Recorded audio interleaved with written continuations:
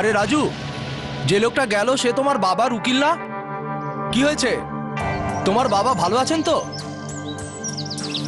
আরে দাদা, আরে দাদা দাদা দাদা দাদা দাদা দাদা ওঠো। আরে ভাই, এত কষ্ট করে একটু ঘুম এসেছিল আর তুই এসে চিৎকার করে। আরে আমি উকিল বাবুকে দেখলাম, কি যেন আবদেশ, বাবা আবার জমি টমি বিক্রি করে দেবে না তো?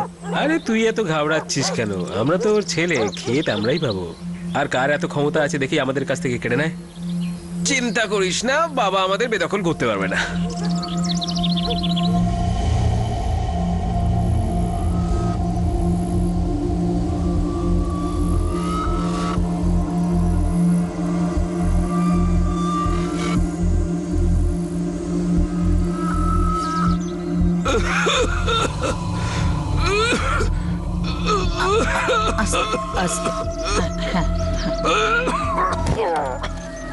তুমি ভেবেচিন্তেই সিদ্ধান্ত নিয়েছো তো? হ্যাঁ, একেবারে ভেবেচিন্তে। নাও, উকিলবাবু এসে গেছেন। পিঙ্কি, উকিলবাবুর জন্য চেয়ার নিয়ে আয়। নমস্কার, কেমন আছেন? নমস্কার উকিল বাবু। দে মা। রেনুকে বল চা করতে। দলিল বানিয়েছি, শোনাবো? আমি মনমোহন চৌহান, স্বর্গীয় দামোদর চৌহানের পুত্র, বারোকিয়া গ্রামের নিবাসী, উন্নাও জেলা, উত্তরপ্রদেশ। আমার 12 বিঘা জমি, যার ক্রমিক নাম্বার হলো BK 12267/58, গ্রাম বারোকিয়া, জেলা উন্নাও, উত্তরপ্রদেশে এটা অবস্থিত। আমি সজ্ঞানে জানাচ্ছি যে আমি মারা যাবার পর এই জমির একমাত্র অধিকার আমার সহধর্মিণী প্রমীলা চৌহান হবে, আর এই জমি সংক্রান্ত সব দায় দায়িত্ব উনিই নেবে, যতদিন না উনি নিজের ইচ্ছায় এই জমি অন্য কাউকে দিয়ে না দিচ্ছেন। এমনটাই চাইছিলেন তো? ঠিক আছে তো? কাকা চা। কেমন আছো মা? আমি ভালো আছি কাকা। তুমি ঠিক করে চিন্তা করেছো তো? আমাদের 2 ছেলে, ওদের নামে তো কিছুই রাখলে না। ওরা কি এইসব মেনে নেবে? বাড়িতে ঝগড়া অশান্তি করবে। আমি সব ভাবনা চিন্তা করে ফেলেছি।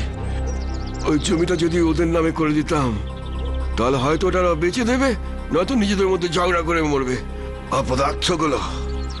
প্রমীলা, তুমি তো জানো আমাদের 2টো মেয়ে রয়েছে, আর মেয়েদের বিয়ে দেওয়ার সময়তে এই জমিটাই তোমার কাজে আসবে। আর তোমার ছেলের ভাগ্যে তো শনি রয়েছে, ওই শনি ওকে শেষ করবে, ও কখনো বদলাবে না।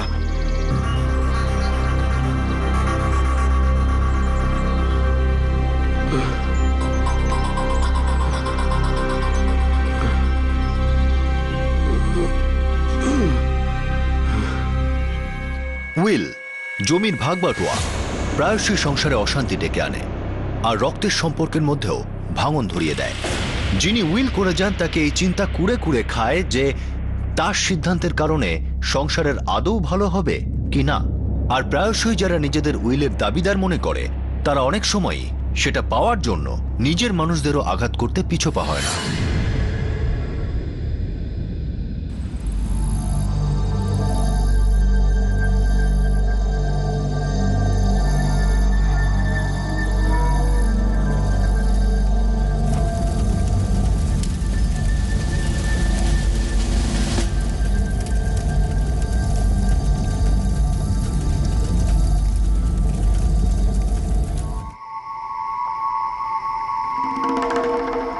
এসব কি হচ্ছে মা?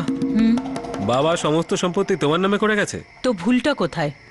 আমাদের খারাপ লাগবেই, জমিটা তো আমাদের নামে হওয়ার কথা। আমি তোদের মা নই নাকি? সে কথা নয় মা, কিন্তু বাবা কি ভেবেছিলেন? আমরা কি তোমাকে বাড়ি থেকে বাইরে বার করে দেবো?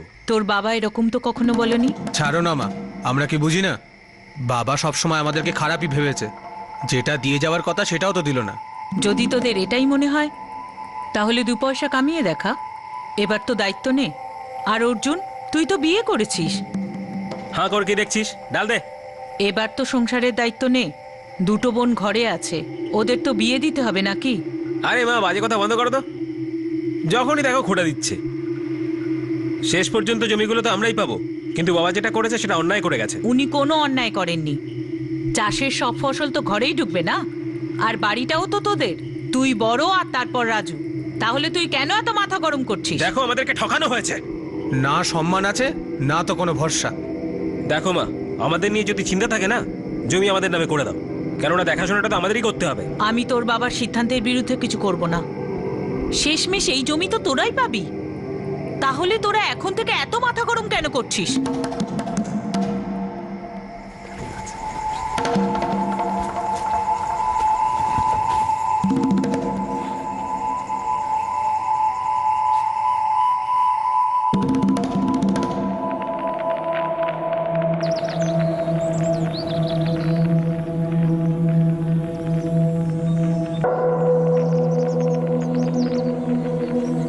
আমাদের আপনার মেয়েকে পছন্দ হয়েছে। আমারও আপনার ছেলেকে পছন্দ। হ্যাঁ, আমরা এদের দুজনের কুষ্টি বিচার করে দেখেছি। যখন সবকিছু ঠিকঠাক আছে তাহলে বিয়েতে আর দেরি কিসের? আমাদের কোনো আপত্তি নেই, যদি বলেন এখনই কথা পাকা করে নি। যেমন আপনি বলবেন।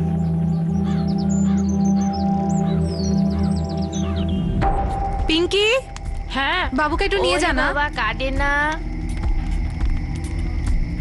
মা, একে তো বিয়ের এত খরচা, তারপরে আরো 1 লাখ টাকা। দেখ, ছেলেটা ভালো আর পরিবারও ভালো। আরে মা, তুমি তো জানো যে আমাদের রোজগার অত নয়। এবার বোনের বিয়ের জন্য তুমি পয়সা কোথা থেকে আনবে? আরে বাবা, কিছু তো একটা করতে হবে। ধর এই সম্বন্ধটা আমি ছেড়েই দিলাম, তাহলেও কি হবে? বিয়ে তো দিতেই হবে না? এরপর ওর বয়স বেড়ে গেলে খরচ আরো বাড়বে। তাহলে মা তুমিই দেখে নাও কোত্থেকে আনবে এত টাকা, আমরা জানি না। ভেবে দেখো মা, ভালো করে ভেবে দেখো।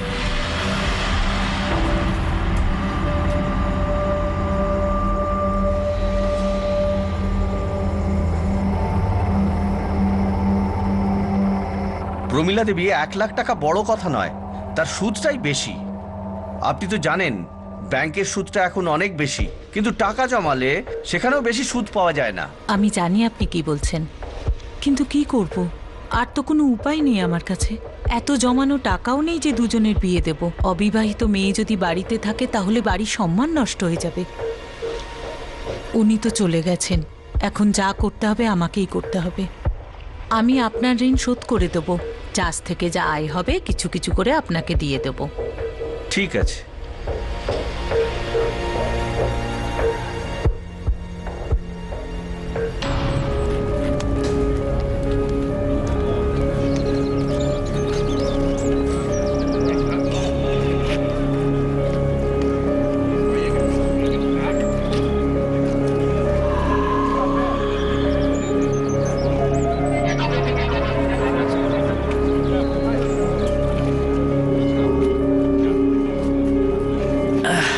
ভালোই খরচা করেছে তো বিয়েতে জামাইবাবু। হ্যাঁ, কি আর করা যাবে, বোন তো আমাদেরই, করতে তো হবেই, তাই না? চাষবাস কেমন চলছে? ক্ষেত আছে কিন্তু আয় কোথায়? 12 বিঘা জমি আছে তোমাদের দুই ভাইয়ের কাছে, নেহাতি কম নয়। এবার তো জমিতে কিছু করার কথা ভাবো। আরে কি আর ভাববো, যখন জমিটাই নেই। মানে? বাবা সমস্ত জমি মায়ের নামে করে দিয়ে গেছে, আমাদের জন্য তো কিছুই রেখে যায়নি। চিন্তা করো না। দাদা, তাড়াতাড়ি চলো, মা ওদিকে তোমাকে ডাকছে। হ্যাঁ হ্যাঁ, তুই যা, আমি আসছি। আচ্ছা। বসো, আমি আসছি।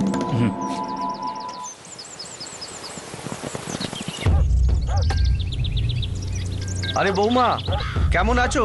তোমার শাশুড়ি আছেন? হ্যাঁ হ্যাঁ, আপনি বসুন, আমি ডাকছি। কোনো ব্যাপার না, আজকালের মধ্যে তো আমাকে টাকা নিতে আসতেই হতো, কিন্তু চিন্তা একটা বিষয়, যত দিন বেড়ে যাবে তত সুদ বেড়ে যাবে।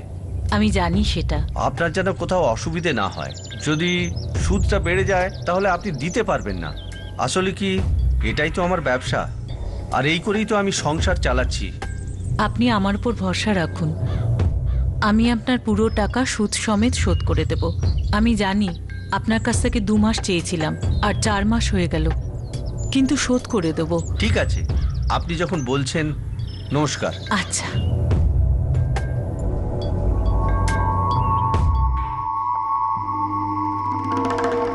আমি আগেই বলেছিলাম মা, তুমি ঠিক করছো না, এখন ভোগো। আরে তো পনে এত দেওয়ার কি দরকার ছিল? কথা বলে একটু কম করা যেত না? এখন বললে লাভ কি? তখন তো কেউ সাহায্য করিস। আমাদের জিজ্ঞেস করে কিছু করেছিলে নাকি? সব সিদ্ধান্ত তো তুমি একাই নিয়েছো, ধার নেওয়ার সিদ্ধান্ত তুমি একাই নিয়েছিলে। তো আর কি করতাম আমি? তোরাও তো কিছু করতে পারিস। আরে আর কি করব, যতটুকু পারছি ততটুকুই তো করছি। একটু তরকারি দাও। বিকাশ, বিকাশ, চলো ভেতরে চলো, চান করতে হবে তো।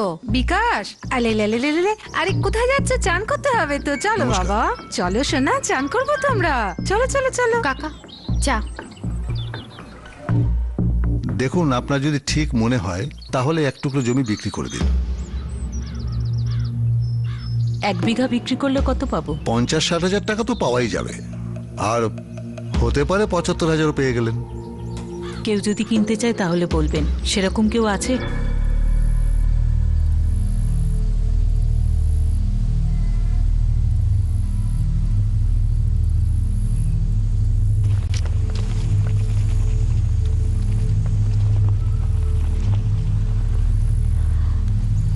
এই জমি থেকে 2 বিঘা বেচবো। কিসের চাষ হয় এখানে? ধান চাষ হয়। ধান? হ্যাঁ। কিন্তু এ তো রুক্ষ জমি। আরে বৃষ্টি হোক, তারপরেই দেখবেন, সবে ফসল কাটা হয়েছে। কিন্তু দেখুন, 90,000 টাকা বড্ড বেশি। কিন্তু এখন তো এই দামই চলছে, তাই না?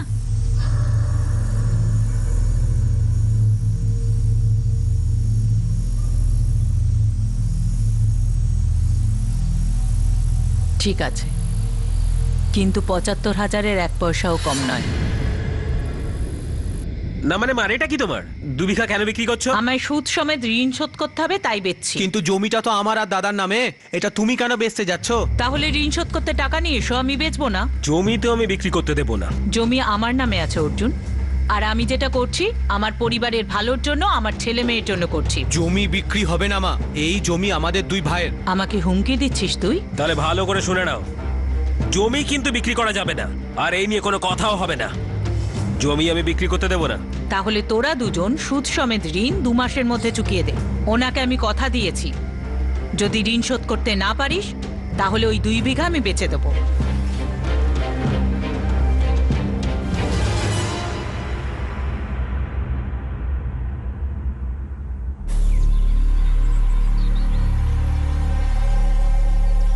আমাদের মাকে এই বিক্রিটা করা থেকে আটকাতে হবে। কিন্তু দাদা, দেনা শোধ করার জন্য এত টাকা আসবে কোথা থেকে? আরে জমিটা তো আমাদের। প্রথমে বাবা ঠকিয়েছে, এখন মা ঠকাচ্ছে। আজ 2 বিঘা বেচছে, কালকে 4 বেচবে, আস্তে আস্তে পুরো জমিটাই হাত থেকে বেরিয়ে যাবে। আমাদের ভাগে কিছুই থাকবে না। তাহলে কি করব দাদা?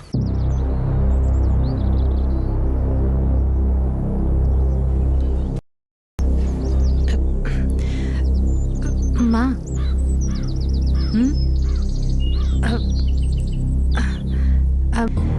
বলছিলাম, ও কি বলছে একটু শুনুন না। মানে আপনি ওর কথা একটু বোঝার চেষ্টা করুন। দেখো বৌমা, ওই দুজন আমারই ছেলে, পরিবারের দায়িত্ব ওদের দুজনকেই নিতে হবে। ওরা দুজন যাই করেছে তাতে ওদের বাবা অনেক সাহায্য করেছে, কিন্তু ওরা দুজন কোনো কাজটাই ঠিক করে করলো না, না পড়াশোনা করলো না রোজগার। আর এই জমিটা তো ওনার রোজগারের। যতটা অধিকার এদের আছে ততটাই রেনু আর পিঙ্কির আছে। 2 মেয়েরও অধিকার আছে। আমি তো শুধু এদের পাওনাটাই দিচ্ছি। এবার দয়া করে তোমার স্বামীকেও এই কথাটা বুঝিয়ে দাও।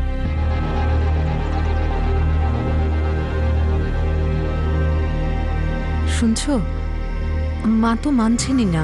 কাল উনি বেরোচ্ছেন, জমি বিক্রির কথা পাকা করে আসবেন।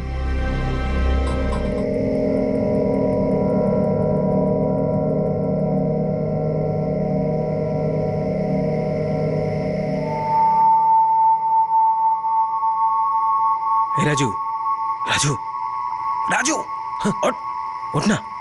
ঘুম পাচ্ছে। তুই ঘুমিয়েই থাক, ওইদিকে জমি হাত থেকে বেরিয়ে যাচ্ছে। আরে ওঠ, ওঠ বলছি, ওঠ ওঠ ওঠ, যা, আয়। আমাদের মাকে আটকাতে হবে। মাকে? হতে পারে আমাদের মা, কিন্তু এই মুহূর্তে আমাদের শত্রু। আর শত্রুকে একবার ছেড়ে দিলে সারা জীবন গোলামি করতে হবে। কিন্তু দাদা, ও তো আমাদের মা। আরে মা যদি, তাহলে আমাদের নিয়ে ভাবছে না কেন? আমাদের জীবন বরবাদ করার জন্য উঠে পড়ে লেগেছে কেন?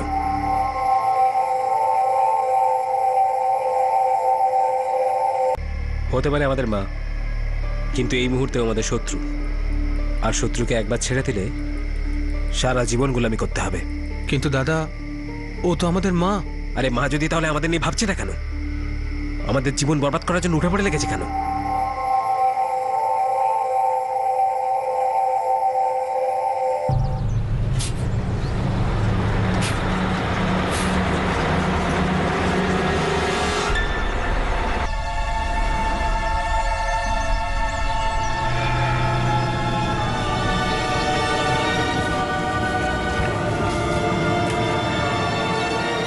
রাজু, অর্জুন, আমি তোমাকে বলেছিলাম মা, জমি তুমি বিক্রি করতে পারবে না। আমি তোদের 2 মাস দিয়েছিলাম, কিন্তু তোরা তো কিছুই করলি না। এখন আর কোনো উপায় নেই, জমি তো বিক্রি করতেই হবে। দেখো মা, জমি বেচবে না মানে জমি বেচবে না। জমি বিক্রি করতে দেব না। তোদের মাকে মারবি? দেব না বিক্রি করতে। আরে ওই কি করছিস? ধর ধর ধর। এই কি করলি?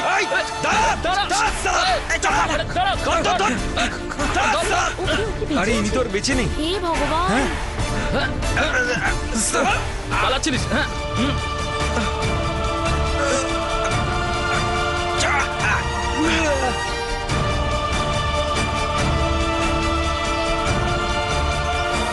যে জমিকে তারা নিজেদের বলে মনে করত, সেই জমির জন্য 2 ছেলে মিলে তাদের মাকে মেরে ফেলল। কিন্তু তাতে কি এই জমি তাদের হয়ে যাবে?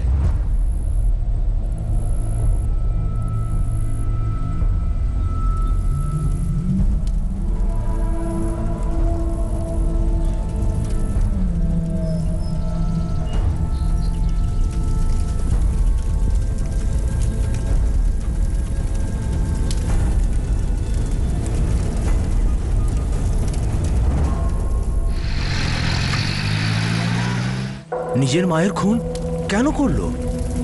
বাপটাও সেরকম, সব সম্পত্তি মায়ের নামে দিয়ে গেছে, ছেলেদের কিচ্ছু দেয়নি। আর মাটাও জেদি ছিল।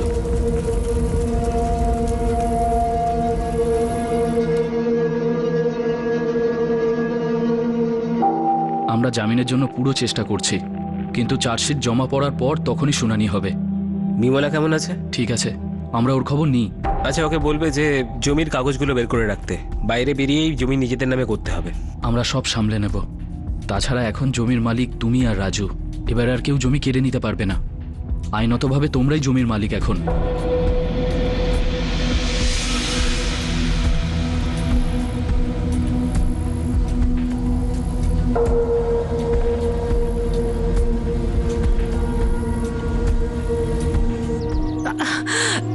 ও মাগো,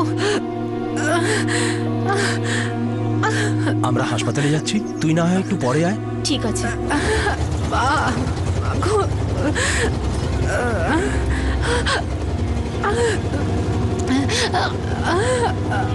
বাবু, আল্লাহ, বাবু, বাবু, এই দেখ তোর ছোট বোন এসেছে। বাবু, বাবু,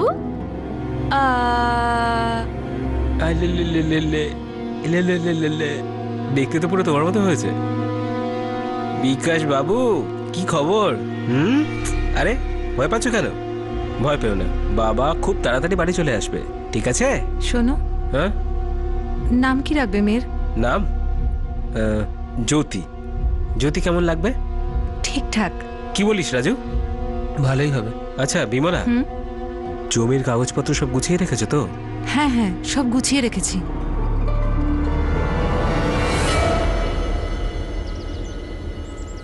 দুজন 1 বছরের উপরে জেলে আছে। 302 দিয়েছে, খুনের মামলা। এত সহজে ছাড়া পাওয়া যায়? তো এখন মুকেশ বাবু, আপনি কিছু ব্যবস্থা করে দিন। দেখো, চেষ্টা তো করছি, বাকিটা ভগবানের হাতে। না না মুকেশ বাবু, আপনি এরকম বলবেন না। 8 মাস হয়ে গেল আমার বোনের মেয়ে হয়েছে। অর্জুন আমার জামাই বাবু, মেয়ের মুখটাও সে ভালো করে দেখেনি।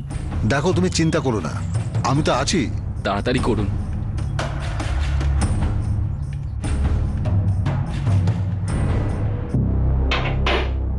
এই বাইরে আয়, তাড়াতাড়ি কর। দাদা, দাদা, এটা কি করে হলো? তোমার জামিন হয়ে গেল আর আমি কি জেলে পচে মরবো? আরে রাজু, তুই এত চিন্তা করছিস কেন? হ্যাঁ, এখন তো আমি বাইরে চলে এসেছি, তোকে ভেতরে থাকতেই দেবো না। একটু তাড়াতাড়ি করো দাদা, আমিও বাইরে আসতে চাই। হ্যাঁ হ্যাঁ, তুই একেবারে ভাবিস না, তুড়ি মেরে তোকে বাইরে বার করে আনবো। আসছি এখন।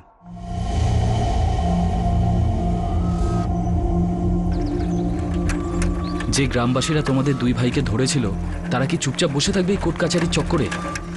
তুমি দেখো, এসব খুনের কেসে কেউ ঝামেলা ঘাড়ে নেবে না। সবার আগে আমাকে ওই জমিটাকে নিজের নামে করতে হবে। জামাইবাবু, এই কাজটা কিন্তু তাড়াতাড়ি করে নিলেই ভালো হয়। হ্যাঁ জানি, সেটাই তো করবো।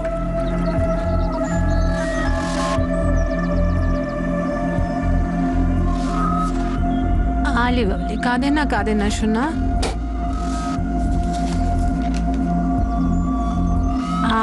আরে বাস বাস বাস, আর কাঁদে না, আর কাঁদে না। ও আচ্ছা বিমলা, ওই মা বাবার ডেথ সার্টিফিকেট গুলো কোথায় আছে? হ্যাঁ, ওই আলমারিতেই তো রেখেছি।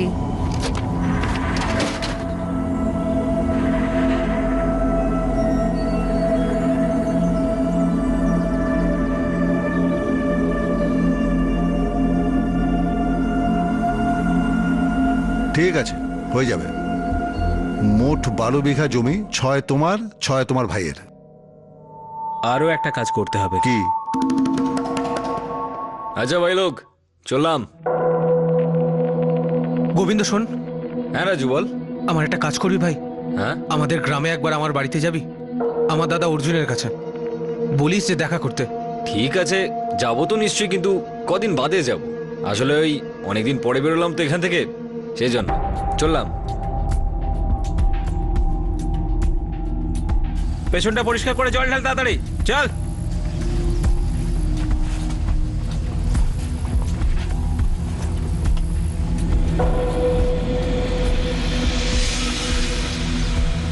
শোনো, ওই গোবিন্দ আবার এসেছিল, বলছিল যে ঠাকুরপো দেখা করতে বলেছে। আরে পরে যাব, জামিন হচ্ছে না তো আমি কি করব? অকারণে আমার পেছনে পড়ে আছে, কিছুতেই কিছু হচ্ছে না। বুঝ কেন? এখন তো 5 মাস হয়ে গেল তুমি বাইরে ঘুরে বেড়াচ্ছ, আমার বেলায় কিছু হচ্ছে না? খুনের কেস চলছে, কোর্ট কাছারিতে প্রচুর খরচা হয়। আরে বাহ দাদা বাহ, ভালো কথা বলেছ। তোমার শালার প্রচুর পয়সা বলে তুমি তাড়াতাড়ি জামিন পেয়ে গেলে। কিন্তু একটা কথা মনে রেখো, খুনটা কিন্তু আমরা দুজন মিলে করেছি, আর ওই জমির অর্ধেকটা আমার। কি ভুলভাল কথা বলছিস রাজু? আমি কখনো না বলেছি তোকে? তাহলে বাইরে বের করো আমাকে। আরে ভাই, তুই কিছুতেই বুঝতে পারছিস না। তোকে ছাড়ানোর জন্য সকাল সন্ধে দৌড়ে বেড়াচ্ছি, জলের মতো টাকা বেরিয়ে যাচ্ছে। আর তুই বল, এত টাকা আনবো কোত্থেকে? ভাবলাম তোকে ব্যাপারটা জানাই। জানি না তুই মানবি কি মানবি না। কি কথা? যদি টাকা হাতে থাকে না, তোর জামিন করতে বেশি সময় লাগবে না। যদি তুই চাস তাহলেই তোর জমির একটা অংশ বেচে দি তাহলে। হ্যাঁ, হাতে টাকাও চলে আসবে আর তোর জামিনও হয়ে যাবে। আরে আমি তো তোর দাদা নাকি? আমিও চাই তোকে বাইরে বার করতে। হ্যাঁ, কতটা জমি বেচতে হবে দাদা? এই কাগজে কোথায় লেখা আছে যে কতটা জমি বেচবো? আরে যতটা টাকার দরকার হবে ততটাই জমি বিক্রি করবো না। হ্যাঁ, ওর থেকে 1 ফুটাও বেশি বিক্রি করবো না। জায়গা ফাঁকা ছাড়া আছে, দেখ। দাদা আমি কিন্তু তোমার উপর ভরসা করছি, বেইমানি করো না আমার সাথে। আরে আমি তো তোর দাদা, তোর সাথে বেইমানি করবো? হ্যাঁ, চল লাগা লাগা লাগা।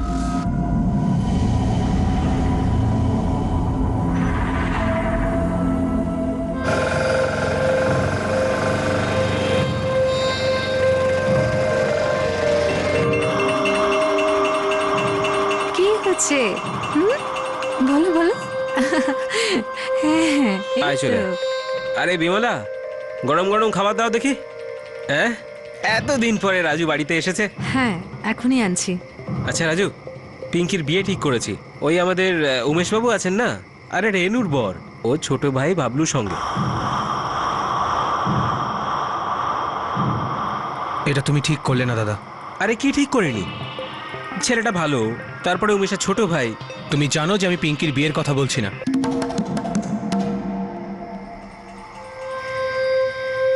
তুমি এমনিতেও আমার 2 বিঘে জমি নিয়ে নিয়েছো। নিয়ে নিয়েছি মানে? তোকে বলিনি নাকি আমি জামিনের জন্য জমি বিক্রি করতে হবে? কিন্তু বেচলে কাকে? বৌদির নামে করে নিলে। দেখ রাজু, তোর জমি কেউ কিনতেই চাইছিল না, ঠিক আছে? আর জামিনের জন্য টাকা দরকার ছিল, তাই শালার কাছ থেকে টাকা ধার করেছিলাম। আর ওই জমিটা কিনে তোর বৌদির নামে করে দিয়েছে। খুব ঘুরি ঘুরি কথা বলছো। 12 বিঘের মধ্যে 6 বিঘে তোমার নামে, 2 বিঘে বৌদির নামে, আর আমার ভাগে কি পড়ে রইল? 4 বিঘে। আচ্ছা, আর আমি যে তোকে জেল থেকে ছাড়ালাম? হ্যাঁ, তখন তো তোমার এই চালাকিটা বুঝতে পারিনি আমি, কিন্তু এখন বুঝতে পারছি সব। তুই কিন্তু না জেনে উল্টো পাল্টা দোষ দিচ্ছিস আমাকে।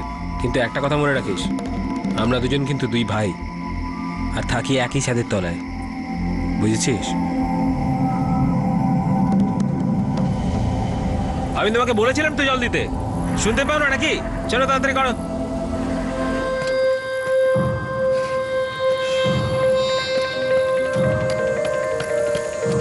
দুজনে মিলে তাদের মাকে জমি বিক্রি করার থেকে বাধা দিতে একটা প্ল্যান করলো আর তাদের মাকেই খুন করে ফেললো। কিন্তু এখন এসে রাজুর মনে হতে লাগলো যে তার দাদা অর্জুন প্রত্যেক পদক্ষেপেই তার ফায়দা তুলছিল আর সে এই বিষয়ে কিছুই করতে পারছিল না।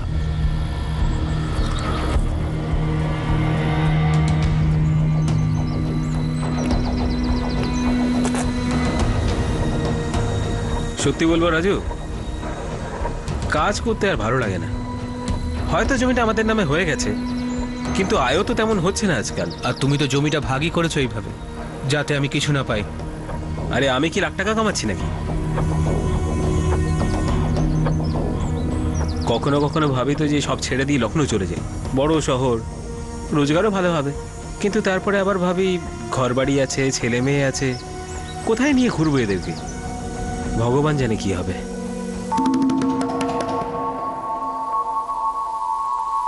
তুই বল, তুই কি ভাবছিস? জানি না। দেখ, আমার মনে হয় তোর লখনৌ চলে যাওয়াই ভালো। আরে তুই তো এখনো একলাই আছিস, ঘর বাড়ির চাপ নেই।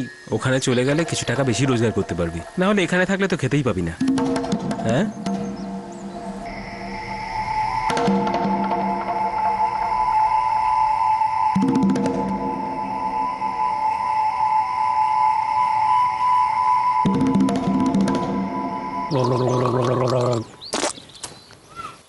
আরে ভাই, আমি তো বলছি তুই ঠিকই করছিস।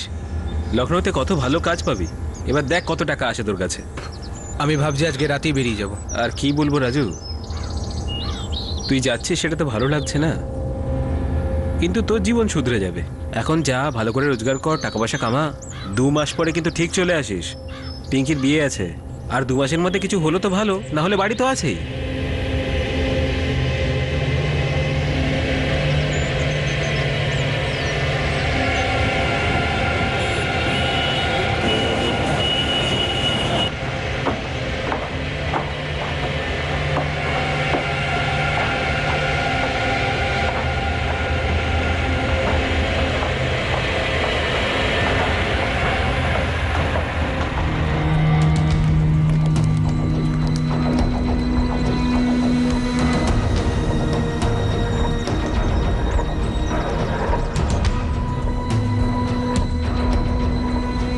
ঠিকঠাকই কাজ দাদা, মজুরের কাজ করছি এই আর কি। কিন্তু হাতে তো কিছু আসছে নাকি?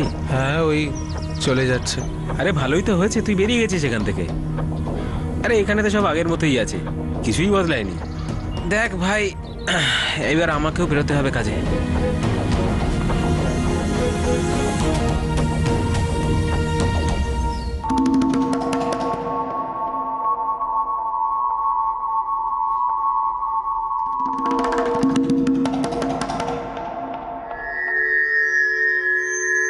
এই নাও, হয়ে গেছে।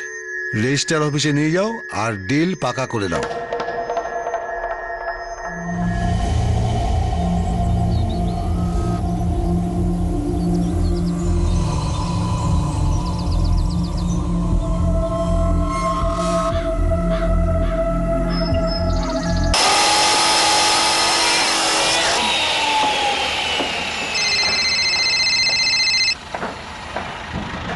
হ্যালো, হ্যাঁ ভাই বল, সব ঠিক আছে? কিচ্ছু ঠিক নেই রাজু, তুই শুনলে তোর মাথায় আকাশ ভেঙে পড়বে। আবার কি হলো? আরে তোর দাদা আছে না, ও তোর ভাগের জমিটা বিক্রি করে দিয়েছে। কি বলছিস? আরে হ্যাঁ, আমি নিজে দেখেছি। আরে ওখানে ঘেরা হচ্ছে। কি হলো? আরে তোর দাদা আছে না, ও তোর ভাগের জমিটা বিক্রি করে দিয়েছে। কি বলছিস? আরে হ্যাঁ, আমি নিজে দেখেছি। আরে ওখানে ঘেরা হচ্ছে।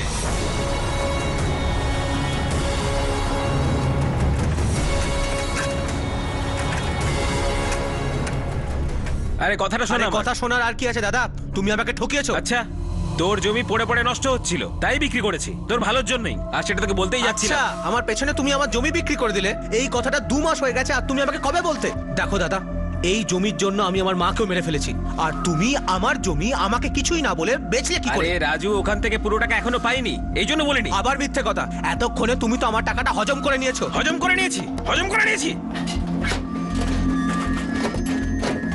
এই নে, এই নে, এটা বিক্রির অগ্রিম টাকা, ঠিক আছে? জবে থেকে পেয়েছি এখানেই রয়েছে, আমি হাত লাগাইনি। আর এটা পুরো টাকা নয়, পুরো টাকা আসা এখনো বাকি আছে, আর আসলে সেটা আমি তোকেই দিয়ে দেবো। কত আছে এতে? 50,000 আছে। 50,000? কত টাকা দিয়ে বেচেছো? 50,000 বিঘা। 6 বছর আগে যখন মা বেচেছিল তখন তো 75,000-এ বিক্রি হয়েছিল। তার মানে বলতে চাইছো যে 6 বছরে বাড়ার জায়গায় কমে গেছে? রাজু, তোর জমি অনুর্বর ছিল, কিছুই চাষ করা যাচ্ছিল না, যেটা পেয়েছি সেটাই যথেষ্ট। আর এখন জমি না জলে দরে বিক্রি হচ্ছে। জলের তরে বিক্রি না দাদা, জল তুমি ঘোলা করছো আমার পয়সাটা হজম করে। ভাই হয়ে ভাইয়ের সাথে বেইমানি করছো, এটা আমি হতে দেবো না, মনে রেখো। তুই তোর নিজের দাদাকে বিশ্বাস করিস না? নিকুচি করেছে তোমার ভাইয়ের সম্পর্ক। একটা কথা মনে রেখো দাদা, তুমি চুরি করেছো। আর যদি আমার জমি বিক্রির 75,000 টাকা হাতে না পেয়েছি, আমি কাউকে মাটিতে পা রাখতে দেবো না। রাজু, রাজু, আরে শোন, শোন না আমার কথা, শোন ভাই, জমির এই দামই চলছে কিন্তু। অনেক ঠকিয়েছো তুমি আমাকে, আর নয়। শেষবারের মতো বলছি, আমাকে আমার পুরো টাকা দিয়ে দাও, নাহলে কিন্তু ঠিক হবে না। আরে রাজু, তুই তো কিছুতেই বুঝছিস না। যাদেরকে জমি বিক্রি করেছি না, ওরা বাকি টাকা দেওয়ার জন্য 1 মাসের সময় চেয়েছে। যখনই আমার হাতে টাকা চলে আসবে তোর হাতে রেখে দেবো। আর ভাব ভাব এই টাকা দিয়ে কি কিনা করতে পারবি। 5 বছর ধরে খাটলেও না, তাও এত টাকা কামাতে পারবি না, বুঝেছিস? আর যদি ব্যাংকে রেখে দিস তাহলে সারা জীবন সুদের পয়সা খাবি। এবার বস তো।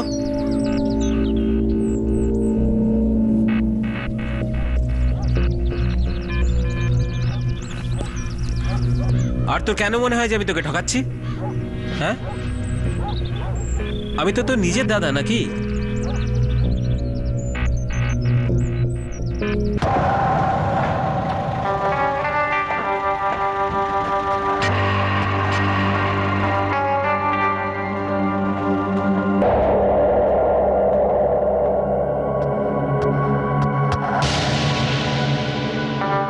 হ্যাঁ দাদা, 2 মাস হয়ে গেছে। টাকার কিছু হলো? এখনো পুরো টাকা পাইনি রাজু। হ্যাঁ, যতক্ষণ পুরো টাকা না পাচ্ছি ততক্ষণ জমিতে হাত রাখতে দেবো না, তুই চিন্তা করিস না।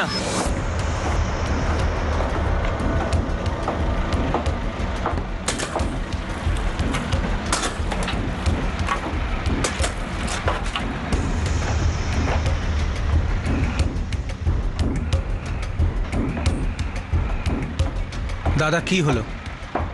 আর কত অপেক্ষা করব?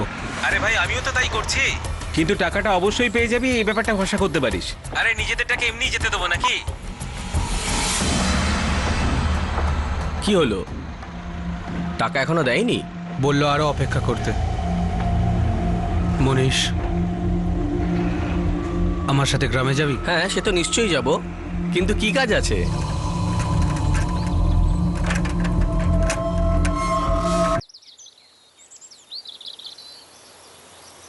বিকাশ, তোরা কি করছিস এখানে? দেখতে পাস না? লাগাবে না একটা থাপ্পড়, বুঝলি? সব ঠিক করে রাখ। দাদা এখানে দাঁড়াও। রাজু দাদা, আরে প্রণাম। পিঙ্কি, তুই এখানে? হ্যাঁ, পরশুই এসেছি 1 সপ্তাহের জন্য। আরে হ্যাঁ, ভালো কাজ করেছে, অনেক দিন হয়ে গেছে। এটা আমার বন্ধু। নমস্কার, ভিতরে আসুন।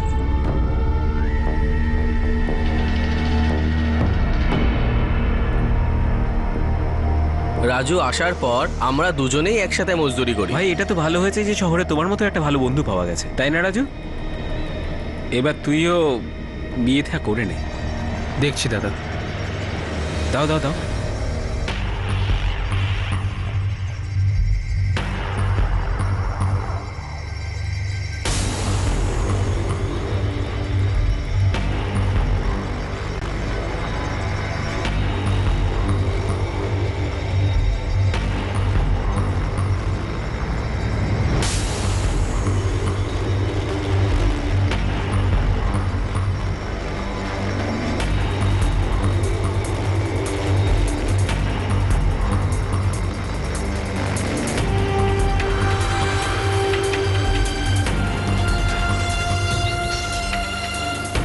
ওই জমিটা দেখছিস যেখানে বোর্ড টাঙানো আছে, ওটা আমার ছিল। তোর দাদা নিজের জমি ঠিকঠাকই রেখেছে, কিন্তু তোরটা বিক্রি করে দিল।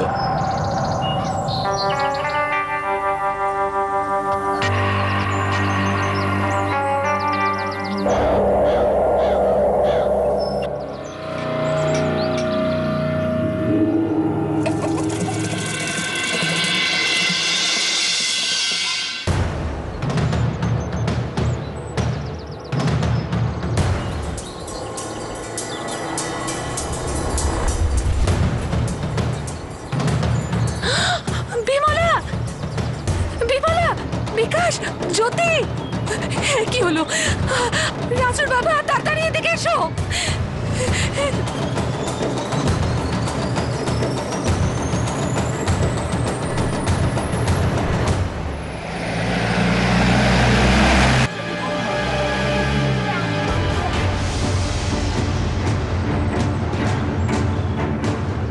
চেক কর।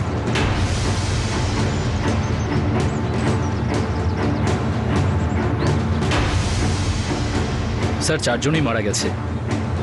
লাশগুলিকে পোস্টমর্টমে পাঠাও।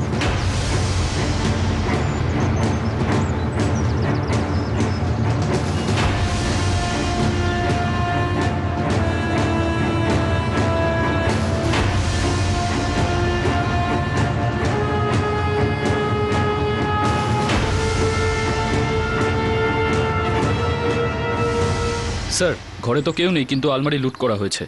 কিন্তু অর্জুনের ছোট ভাই রাজু, ওর বন্ধু, ওর ছোট বোন পিঙ্কি তো কালকে এখানেই ছিল। কাল রাতেও এখানে ছিল। হ্যাঁ সাহেব, কাল রাতে আমরা ওদের একসাথে এখানেই দেখেছি। আর তোমরা তোমরা কিছু দেখেছো? স্যার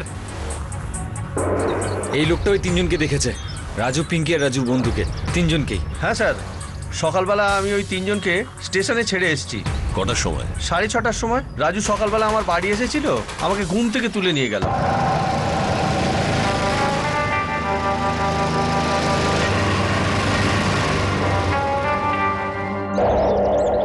স্যার এখন 8:15 বাজে, আর পরের ট্রেন 9টায়। চলো আমরা স্টেশন চলে যাই, আর তুমিও আমাদের সাথে এসো। ওদের চেনার জন্য তোমার সাহায্য দরকার। চলো।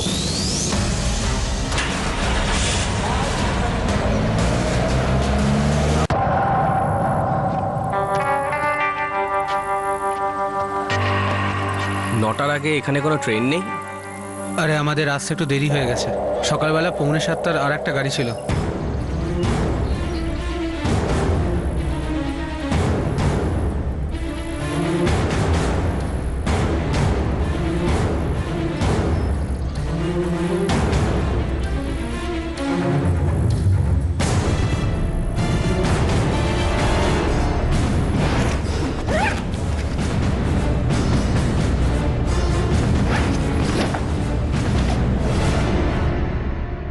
স্যার জমির এই কাগজপত্রে অর্জুন আর বিমলার নাম লেখা আছে, আর পাসবুকে ওদেরই নাম লেখা।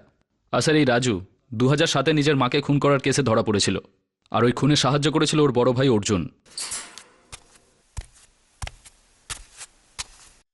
এটা পরিষ্কার, তোমার আর তোমার দাদার মধ্যে বেশ ঝগড়া হয়েছিল।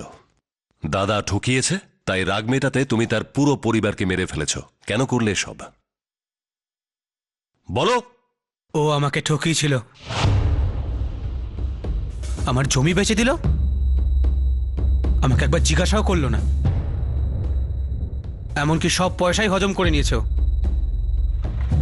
মনীষ, তুই আমার সাথে গ্রামে যাবি? হ্যাঁ সে তো নিশ্চয়ই যাব, কিন্তু কি কাজ আছে? তুই জানিস ও আমাকে ঠকিয়েছে।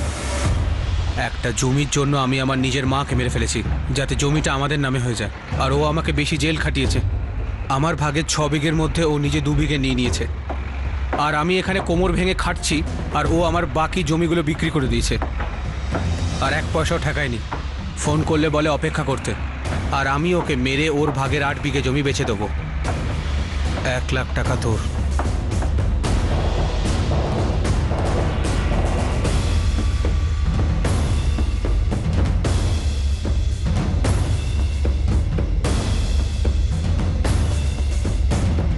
রাজু কি করে করবি? তোর বোন তো এখানে শুয়ে আছে। তাতে কিছু যায় আসে না, এখন শুয়ে পড়, পরে ভেবে দেখছি।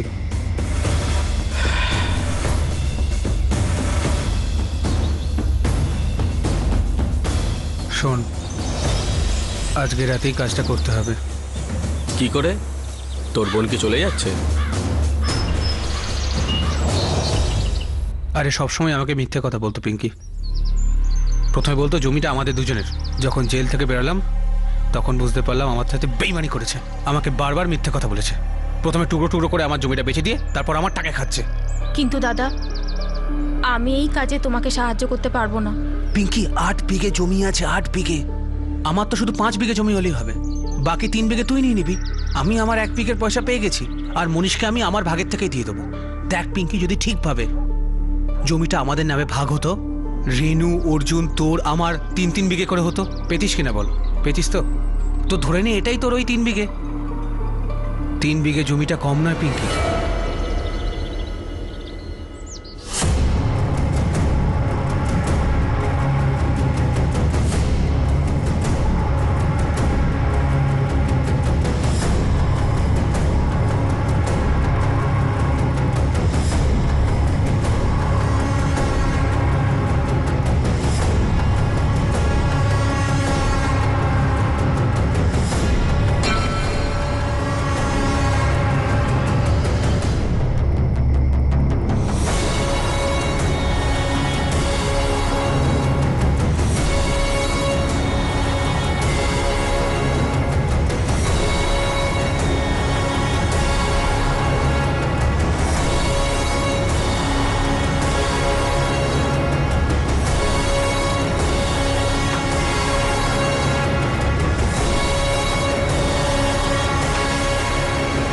সাড়ে 6টা বেজে গেছে, তাড়াতাড়ি স্টেশনে চল, নালে ট্রেন পাবো না।